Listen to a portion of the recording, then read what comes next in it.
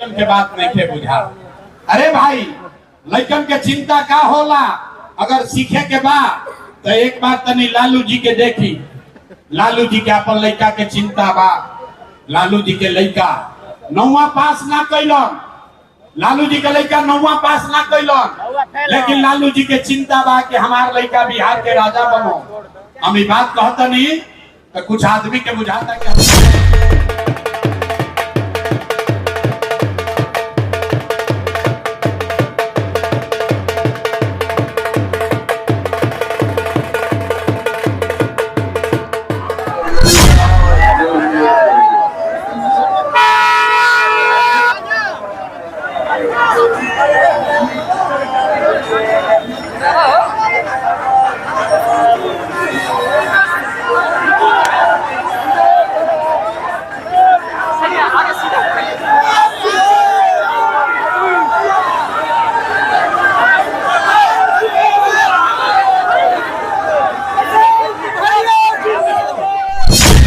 बात सुनो, हमरा पर भरोसा करके हमरा के वोट दे तो एकर का गारंटी बा कि जीतला के बाद हम रउआ संगे धोखा ना करब। ए भाई वोट से पहले तो सब पर ये बतियावेला, वोट के बाद रउआ के धोखा दे। बोली कि हिंदी में भोजपुरी में चले ना तो हमरे नाम है प्रशांत किशोर।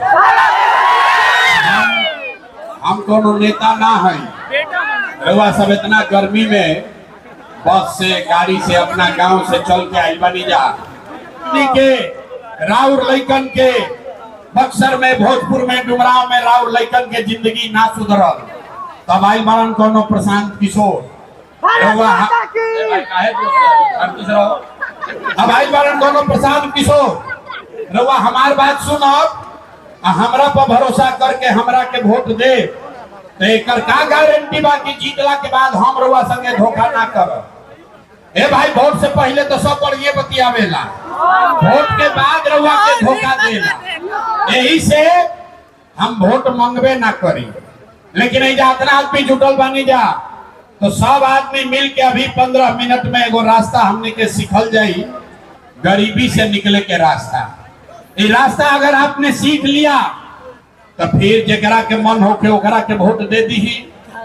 वोट जिसको मन है उसको दे दीजिए, लेकिन जो रास्ता अभी 15 मिनट में सिखाएंगे वो रास्ता अगर वैसे वोट दिए तो और कुछ हो कि चाहे ना आपके लिए, आपके बच्चों के लिए इसी बिहार में डुमराव में बक्सर में भोजपुर में बढ़िया पढ़ाई या रोजगार की व्यवस्था निश्चित तौर पर हो जाए। हकुआ के देखता ये भाई ऐसे कैसे होई। नेताजी लोग के ही कहलन कि हमरा के वोट देबो तब सुधार होई। प्रशांत किशोर कहता जेकरा के वोट देवे के बाद दे दो, लेकिन सुधार होइबे करी। आ जेकरा जेकरा रास्ता सीखे के बाद हमरा बात पर भरोसा नहीं करे के अपना आंख के सामने जादू देखी कि जौन रास्ता अभी रवैया से सीखो, ये सीख कर जाइएगा तो आपके बच्चों का भला होगा ही होगा। नहीं हो तो नेताजी का नहीं, मुखिया विधायक सांसद मंत्री का नहीं, अपना भाई अपना बेटा प्रशांत किशोर का गला पकड़िएगा। तब जेकरा जेकरा रास्ता सीखे के बाद 15 मिनट तक आपस में बात नहीं थे करे के, कोई ताली नहीं बजाना है, नारा नहीं लगाना है, बेनो नहीं थे हाके के। गर्मी लागता, लेकिन याद रखी इसी गर्मी में बिहार का एगो दुगो नहीं 50 लाख बच्चा, आपका पति बेटा भाई भतीजा इसी गर्मी में किसी फैक्ट्री में अपना हड्डी गला रहा है, अपना पेट काटता है कि 6000 8000 घरे भेजेंगे तो हमारा बाल बच्चा खाएगा। तो अगर अपने बच्चों को इस गरीबी से निकालना चाहते हैं तो 15 मिनट तक गर्मी बर्दाश्त करे के बाद अब भाषण हो गई खत्म। 3 गो सवाल अब खाली रवा से पूछल जाई। अब पढ़ाई हो गई शुरू, भाषण खत्म, पढ़ाई शुरू। 15 मिनट में एजा से ज्ञानी बन के रवा जाई, रवा पता चल जाई कि कौना वजह से बिहार में गरीबी बा, एकरा से निकले के रास्ता उपाय का बा। तो जकरा जकरा रास्ता सीखे के बाद उसको जब सवाल पूछेंगे तो हाथ उठा के खाली हाँ या ना बोले के बाद हाथ काहे उठावे के बाद ए भाई हथवे में सब दम बा। गरीब होके अमीर होके कमजोर होके बरियार होकर हथवे में सब दम बा। इसी हाथ से जिसका बटन दबा दीजिएगा वहीं से राजा पैदा हो जाएगा। अब बीच में बोले के नहीं थे सब निकालो के जब बोलो भाषण मत कराओ जाना। सारे लोग जब सवाल पूछो तो हाँ या ना खाली कहे के बाद हाथ उठा के पूरे भोजपुर के इस मैदान में जुटे हुए सारे लोग एक बार जरा सोच के बताइए, आपके गांव पंचायत में डुमराव में भोजपुर में और कुछ हो या न हो, आपके लिए आपके बच्चों के लिए बढ़िया पढ़ाई और रोजगार का व्यवस्था होना चाहिए कि नहीं होना चाहिए? तो सबके उठावे के पड़ी, हाथ सबको उठाना है, सबको हाथ उठाकर बताना है और कुछ हो या नहीं हो, पढ़ाई रोजगार होना चाहिए कि नहीं होना चाहिए? अरे यार आज यहाँ के आदमी में हटने दम है, जोर से बोलो होना चाहिए कि नहीं होना चाहिए? ठंडा पता करनी चाहिए, हम ना सिखाई। देखिए भोजपुर की जनता कितना समझदार बा। अरे भाई आप पढ़े लिखे हैं या अनपढ़, हिंदू है या मुसलमान, अगड़े हैं या पिछड़े, महिला है या पुरुष, अमीर है या गरीब, युवा है या बुजुर्ग, सब आदमी कहल हो कि ना भैया और कुछ होके चाहे ना, हमने के पढ़ाई रोजगार जरूर होके के चाहे। इतना बात तो सबके बुझाता। आपको पहले से मालूम है किसी प्रशांत किशोर किसी नेता का जरूरत नहीं है। आपको मालूम है अगर आपके लिए आपके बच्चों के लिए बढ़िया पढ़ाई रोजगार हो जाए तो कोई मुखिया बनो, कोई विधायक बनो, लालू बनस नीतीश बनस, अगर आपके बच्चे के लिए बढ़िया पढ़ाई रोजगार हो जाए तो आपका जीवन सुधर जाएगा। ये बात पहले ही से सबके मालूम बा। अब देखी रहो अपना दुर्दशा के कारण सारा आदमी एक बार तनी अपन अपन लड़कन के चेहरा याद कर ली जा।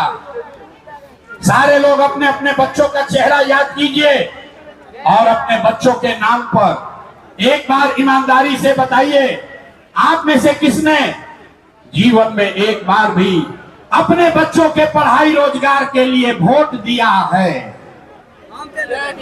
देखिए तने अपना क्षेत्र के जनता के दुर्दशा देखे सर जी। अभी बुझाता कि बिजली के करंट मार देना। अभी कितना जोर से बोलनी है, अरे भैया पढ़ाई और रोजगार होके के चाहिए। अरे भाई माइक दे दी, आधा आधा घंटा आदमी भाषण दी हम, कोई कहता लालू बर्बाद कर देलन, कोई कह रहा है मोदी ने लूट लिया, कोई नीतीश को गरिया रहा है, कोई मुखिया को। अरे भाई आपने तो अपने बच्चों के पढ़ाई रोजगार के लिए अपने बच्चों के लिए वोटे नहीं दिया तो दूसरे को दोष क्यों देते हो?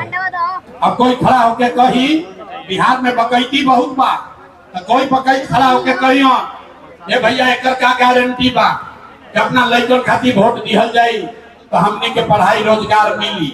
कौना नेता के वोट दिहल जाओ, हमने के तो सब नेता के वोट दे के देख लेनी जा।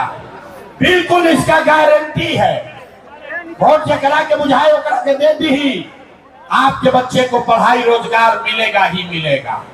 हमारा बात पर भरोसा नहीं करे के अभी 2 मिनट में जादू देखी, अपना आंख के सामने गिरा हुआ लड़का के पढ़ाई रोजगार कैसे मिली। सारे आदमी सोचकर दूसरे सवाल का जवाब दीजिए। आज तक आपने जिस नेता को भी वोट दिया, आज तक जौना नेता के हमने के वोट दे दी जा, उन नेताओं ने आपका और आपके बच्चों का काम किया है कि नहीं किया है? अखबार उठा के चाहिए, हाँ आवाज नहीं है, हाथ उठाकर बोलिए नेताओं ने आपका काम किया है कि नहीं किया है? कि नहीं किया भाई? जोर से बोलो, जोर से बोलिए, किया है कि नहीं किया है? नहीं किया ना। अब देखा भैया सब लोग बोल ले बा, अब पलटिएगा मत, वीडियो में रिकॉर्ड हो गई, पूरा जवार देख ले लो। सब लोग कहल है ये भैया जौना नेता के वोट दे दीजा आज तक हमनी के कोई कामे ना कैलस, तब जादू देखी। हम गिनवावे शुरू करता नहीं, सही बोलो तो जोर से हाथ उठा के हाँ बोलो, बात गलत बोलो तो हाँ ना बोल दे, बात खत्म होई।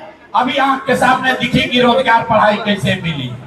पूरा बिहार में बक्सर डुमरांव में बहुत सारे लोगों ने 5 किलो अनाज के लालच में मोदी जी को भाजपा को वोट दिया है। तो बिहार में चाहे जितना चोरी भ्रष्टाचार बा, 1 किलो चोरी करके 4 किलो अनाज ऐजा के गरीब आदमी के मिलता कि नहीं थे मिला?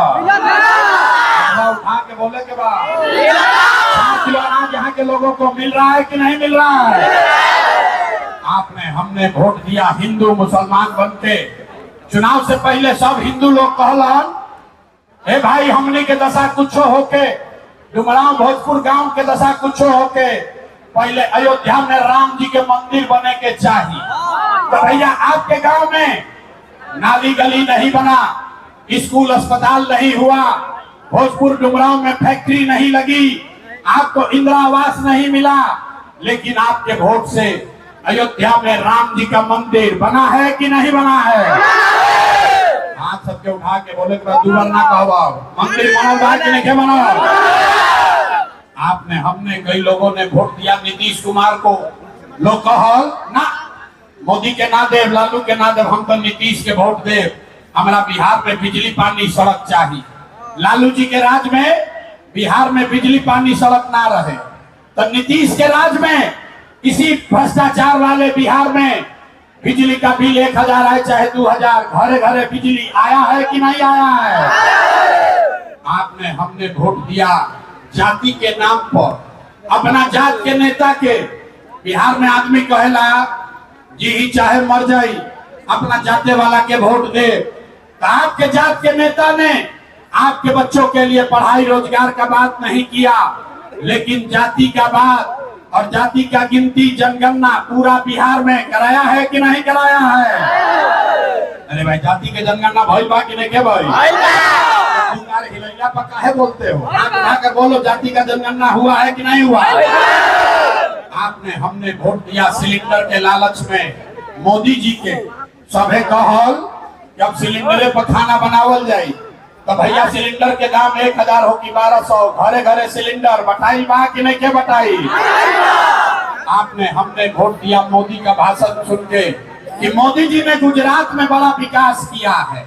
तो भैया मोदी गुजरात में तो विकास करो, तो पूरा देश का पैसा ले जाकर मोदी गुजरात के गांव गांव में फैक्ट्री लगा रहे हैं और पूरे बिहार से, बक्सर भोजपुर कैमूर से आपके हमारे बच्चे गुजरात में जाकर नौकरी मजदूरी कर रहे हैं कि नहीं कर रहे हैं? भाई तो कौना बात पर वोट देने जा कि नाम मिलो? अरे बच्चों के नाम पर कहा ये भैया जीवन में अपना लड़कन के पढ़ाई रोजगार खातिर वोट ना देनी, ये जादू दिखावे आइल बानी। वोट ना मांगी, ये बात दिखावे आइल बानी। ये बात बतावता नहीं भैया बोईबा बबूल तो आम कहाँ से खइबो? किलो अनाज खाती तो रोजगार कैसे भेटाई? वोट दोगे जाति के नाम पर तो लड़कन के पढ़ाई कहाँ से हुई? आपने अनाज के लिए वोट दिया, 4 किलो अनाज मिल रहा। आपने मंदिर के लिए वोट दिया, अयोध्या में मंदिर बन गया। आपने बिजली के लिए वोट दिया, घर घर बिजली आ गई। आपने जाति के लिए वोट दिया, गांव घर में जात के चर्चा गिनती हो गई। आपने सिलेंडर के लिए वोट दिया, घर घर सिलेंडर बटा गई। आपने गुजरात के विकास के लिए वोट दिया, गुजरात में फैक्ट्री लग गई। आपने अपने बच्चों के पढ़ाई रोजगार के लिए वोट नहीं दिया, इसीलिए पूरा बिहार का बच्चा अनपढ़ और मजदूर बन गया। यही बात बतावे आई बात। कोई कहती ही वोट कोई कहती ही ये बात बतावे आई बानी। आपको यही सिखाने आए हैं, आप हनुमान हैं, अपना शक्ति भूल गए हैं। अरे भाई वोट जिसको मन है उसको दीजिए, लेकिन जिस बात के लिए वोट दीजिएगा आपके वोट में इतना ताकत है वो होगा ही होगा, चाहे वह लालू के दी ही कि नीतीश के दी, जनसुराज के दी ही कि मोदी के दी ही। जौना बात खातिर हुआ वोट दे वो काम हो कहीं के बाद, यही बात बताने आए हैं। वोट नहीं मांगते हैं।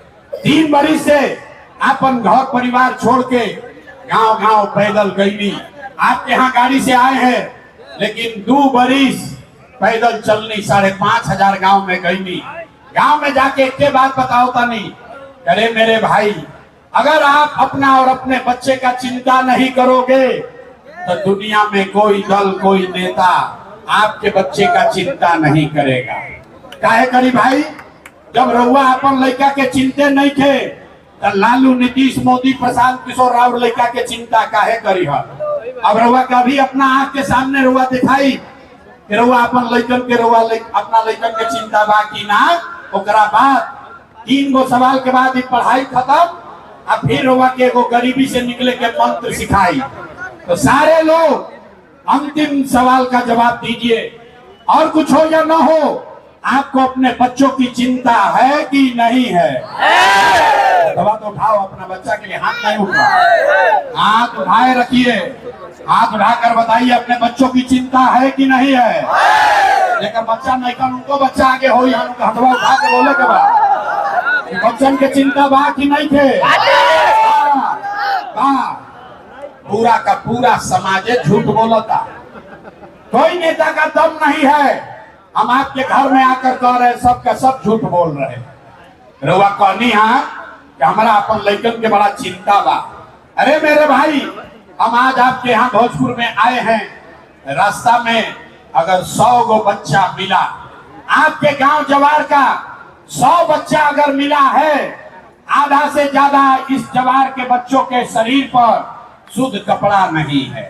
किसी भी गांव पे चलिए, कौनो गांव में रउआ चली हमारा संगे, गांव में आधा से ज्यादा छोट लड़कन के पैर में 50 रुपया के हवाई चप्पल भी नहीं थे। लोग से पूछो तो नहीं, ए भाई अपना लड़का के का हाल कैले बड़ो, कम से कम एगो चप्पल काहे नहीं खरीदत, कपड़ा काहे नहीं पहनावो? लोग कहता भैया इतना गरीबी है, इतना भ्रष्टाचार बा, इतना गरीबी बा, इतना महंगाई बा, कहाँ से लड़का के कपड़ा पहनाई, कैसे चप्पल खरीदी, कैसे पढ़ाई, कैसे खिलाई? अरे मेरे भाई, अब आपको देखिए, जिन नेताओं ने आपके और आपके बच्चों का ये हाल कर दिया कि आपके बच्चों के शरीर पर कपड़ा नहीं, पैर में चप्पल नहीं, खाने के लिए बढ़िया भरपेट भोजन नहीं, आपका बच्चा बीमार पड़ता है तो दवा डॉक्टर अस्पताल नहीं, वह नेताजी अभी 3 महीना के बाद यहाँ वोट मांगे तो जितना लोग ऐजा बैठल बाड़न, ज्यादातर आदमी जाति के नाम पर हिंदू मुसलमान बन के 500 रुपया के लालच में मुर्गा भात खा के 2 गो पाउच पी के लालू के डर से मोदी या मोदी के डर से लालू के नारा लगा के अपने ही हाथ से उसी नेता को जाकर वोट दे के राजा बनाइएगा। और यहाँ कहता है कि बच्चा के लिए बड़ा चिंता है। अरे भाई, अपना लड़कन के नाम पर झूठ बोलता नहीं तो राउर लड़का ना भोगी, हम तो के भोगी? हम मीठा बात ना बोली, मीठा बात नहीं बोलते हैं। बिहार में आदमी के सब बुझाता, खाली अपन लड़कन के बात नहीं के बुझा। अरे भाई, लड़कन के चिंता का होला? अगर सीखे के बाद तो एक बार तनी लालू जी के देखी, लालू जी के अपन लड़का के चिंता बा। लालू जी के लड़का 9वां पास ना कैलन, लालू जी के लड़का 9वां पास ना कैलन, लेकिन लालू जी के चिंता बा कि हमार लड़का बिहार के राजा बनो। हम ये बात कहता नहीं तो कुछ आदमी के बुझाता कि हम लालू जी के शिकायत करता नहीं। अरे ना रे भाई, हम तो लालू जी के तारीफ करता नहीं। लालू जी इतना अच्छा बाप बारन, लड़का 9वां नहीं पास कैले, लेकिन चाहता कि बिहार के राजा बनो। रउआ अपन दशा देखी, राउर लड़का मैट्रिक पास कर लेलस, IAS BA कर लेलस, ओकरा चपरासियों के नौकरी नहीं मिला, लेकिन रउआ ओकर कोनो चिंता में नहीं थी। गांव में बैठ के, घर में, खेत खलिहान में, चौक चौराहा पर, दलान में, चाय के दुकान पर आदमी बैठ के चर्चा करता कि लालू जीती हम की नीतीश जीती हम, मोदी जीती हम की जनसुराज जीती। अपना से पूछी, आपने कब ये चर्चा किया?